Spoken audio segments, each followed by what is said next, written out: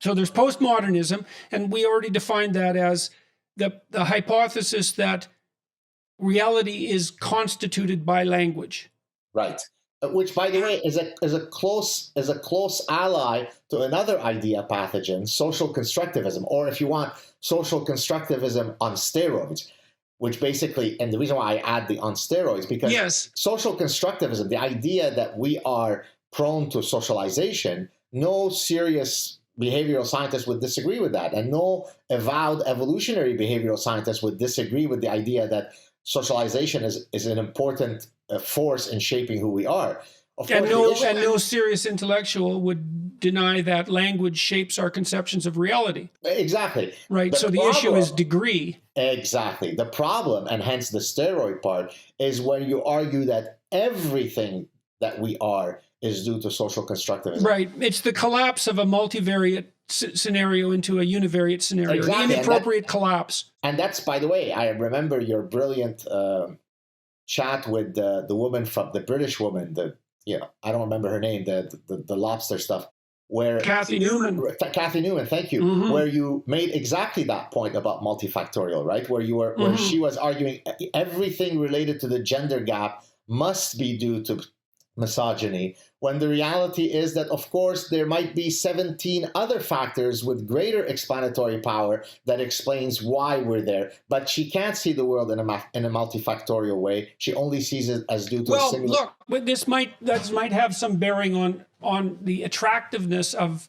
certain sets of ideas. We might even see if it's the attractiveness of the so-called parasitic ideas.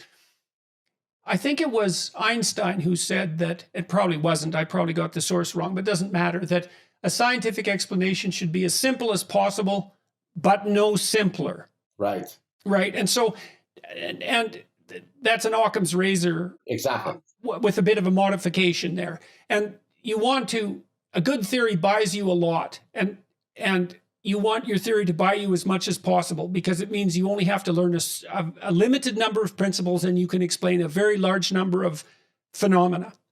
So, but there's the attraction of the inappropriate collapse of the complex landscape into its simplified counterpart, whereby you rid yourself of complexity that's actually necessary and inevitable. What that means is that you couldn't make progress employing your theory in a pragmatic way, but if you don't ever test it in a way that it could be killed, you'll never find that out. Right. And so it's very easy. In my new book, which is called Beyond Order, I wrote a chapter called Abandon Ideology, and I'm making the point in there that it's very tempting to collapse the world into such that one explanatory mechanism can account for everything, and that it's a game that intellectuals are particularly good at, because their intellectual function enables them to generate plausible causal hypotheses. And so you can take something like power or sexuality or relative economic status, or economics for that matter, or love or hate or resentment, and you can generate a theory that accounts for virtually everything, relying on only one of those factors. And that's because virtually everything that human beings do is affected by those factors. And so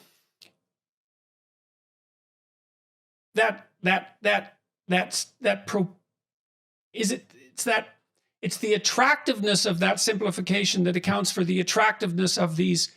Is it the attractiveness of that simplification that accounts for the attractiveness of these parasitic ideas? So I would say the idea of you, or the process of finding a simple explanation for an otherwise more complex phenomenon maybe could be linked to, I don't know if you're familiar with the work.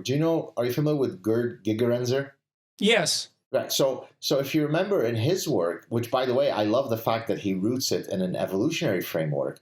Yes, I like his work a lot. Great. I actually had gone many years ago. His group had invited me to spend some time at the Max Planck Institute, and So he's got the idea of fast and frugal heuristics, right? Yes. Right. It's so, a pragmatic theory, essentially. Exactly, because it basically says, look, economists think that before we choose a given car, we engage in these elaborate, laborious calculations because we're seeking to maximize our utility, because otherwise we won't pick the optimal car if we don't engage in utility maximization. Of course, while that's a beautiful normative theory, it doesn't describe what consumers actually do, because you and I, when we chose our last car, we didn't look at all available options on all available attributes before we make a choice. Rather, we couldn't. We used There's too many. Exactly. We used a simplifying strategy. And in the parlance of Gigerenzer, it would be a fast and frugal heuristic, because we've evolved. I mean, if I sit there and calculate all of the distribution functions of what happens if I hear a wrestling behind me, the tiger will eat me before I finish all of the distributions, right? The calculations of all the distributions. Therefore, in many cases, when I deploy a fast and frugal heuristic, it makes perfect adaptive sense. But the downside of that, so to go back to your point, is that oftentimes I will apply a fast and frugal heuristic when I shouldn't have done so, right? So for certain complex phenomena, my innate penchant to want to seek that one causal mechanism is actually, in this case, suboptimal. So knowing when I should deploy the fast and frugal heuristic and when I should rely on more complex multifactorial reasoning is the real challenge here.